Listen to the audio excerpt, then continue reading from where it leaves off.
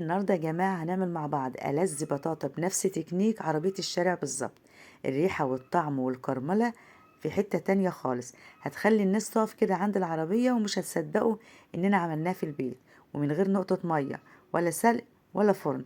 ده كله على البوتاجاز وبطريقة بسيطة جدا جدا. شايفين وانا بقطعها؟ حلوة جدا، طرية زي الزبدة ومستوية من جوه ومتكرملة كده من بره، والريحة كأنك جايباها من عند عربية الشارع بالظبط. جميلة جدا. يلا بينا نسمي الله ونصلي على الرسول ونشوف هنعملها مع بعض ازاي. الامكانيات كلها بسيطة وما فيهاش مقادير، وحاجة في منتهى الجمال، وعاملاها بايدك الحلوين دول. يلا بينا بقى نشوف الفيديو على طول، بس منساش لايك وشير وكومنت حلو منكم كده. شايفين البطاطا متكرملة ازاي وبتلمع كأنك عاملاها بالعسل، وريحتها جميلة جدا، كأنك جايباها من عربية بطاطا كده معدية جنبك في الشارع. يلا بينا، اتكلمنا كتير نشوف الطريقة على طول.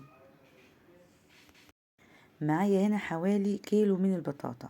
جبتها وغسلتها كويس جدا عشان اشيل اي تراب او رملة فيها، وبعد كده حطيتها بقشرها كده. ليه؟ عشان القشرة دي تدي لون وطعم زي بتاعة الشارع بالظبط. غسلتها كويس جدا اهي. وهنبدأ بقى، انا بوريلك ان هي ما فيهاش اي حاجة وهنعملها بالقشر كده.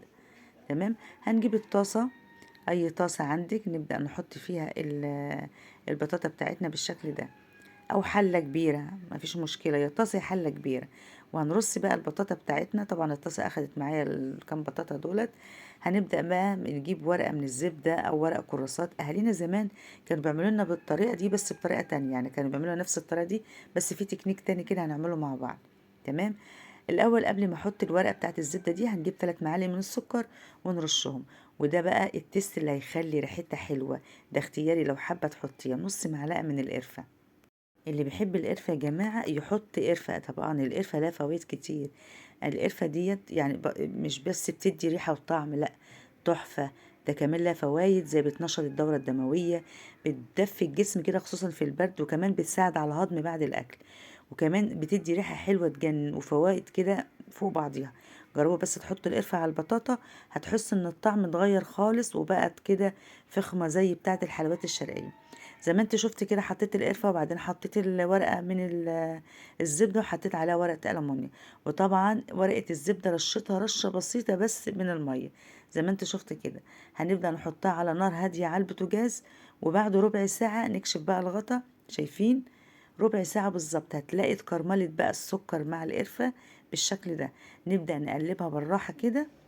احنا ما حطيناش ميه خالص يا بنات. احنا يا دوبك زي ما انت شفتي كده في الفيديو، ان احنا رشينا ورقه الزبده بميه بس من ناحيه واحده، الناحيه اللي انا هنحط عليها البطاطا. بيعتمد البطاطا كلها السوا بتاعها على البخار. لان ليه؟ لان بحط ورقه الزبده الاول وبعد كده ورقه الالومنيا، بكتم البخار اللي بيبقى طالع من البطاطا، فبالتالي بتسوي معايا البطاطا من غير نقطه ميه. تمام. نبدأ نقلبها كده على الناحية التانية عشان تاخد شكل الكرملة والطعم والجمال كله اللي بيبقى في القرفة. طبعا احنا قلنا فوائد القرفة. اظن بعد الفيديو ده هتقومي على طول تجيبي بطاطا وتعملها بالطريقة دي، مش عشان كمان الكرملة، لا، عشان الفوائد اللي احنا قلناها مع بعض. نبدأ بقى نسيبها كمان ربع ساعة على البوتاجاز بالشكل ده كده. هنغطي الاول بالورقة الزبدة او ورقة كراسة، مفيش مشكلة. وبعد كده اهم حاجة يكون بغطا محكم، يا اما ورقة ألمونيا عشان ما تطلعش البخار. السوا كله بيعتمد على تقفيل الطاسة كده وما تطلعيش البخار خالص. شايفين؟ كمان بعد حوالي ربع ساعة شفت الجمال كله. اللون هيبدأ يبقى معاكي كده ذهبي غامق، والبطاطا طرية زي الزبدة من جوه، ولا سلقنا ولا حطينا في المية ولا دخلنا الفرن. حاجة كده في منتهى الجمال. ما شاء الله اللهم بارك. وقلبنا البطاطا وشكلها تحفة، تتاكل كده وهي على البوتاجاز. شايفين؟ ما شاء الله اللهم بارك. حاجة جميلة جدا ومغذية كمان للولاد. البطاطا متكرملة وبتلمع كأنك حط عليها عسل، وطرية ودايبة دوبان. شايفين؟ ما شاء الله اللهم بارك. هنغطي بقى عليها كده، او نعمل التست بقى الاخير، مش هنغطي بقى عليه، نعمل بقى التست الاخير اللي بتخلي الريحة بقى بتجيبك من اخر الشارع. دي بقى ممكن لو في خشبة هتحطيها وتولعيها وتدي الريحة اللي بتدب عند عربيات البطاطا، ولكن انا حطيت حتة فحماية. ونبدأ بقى نغطيه عشان تاخد ريحة الشوي بقى، يعني ريحة الشوي من غير ما نشوي من على عربيات البطاطا. الريحة اللي بتعدي بقى وتجيبك من آخر الشارع وانت بتعدي جنب عربية البطاطا، هي الريحة دي. وفي نفس الوقت البطاطا متكرملة وبتلمع ويديكي ريحة كمان الشوي. نبدأ بقى نشيل بقى الفحمية، وتعالي بقى نغرف احلى طبق بطاطا. بجد جميلة جدا ومش محتاجة حاجة خالص، الطعم لوحده حكاية.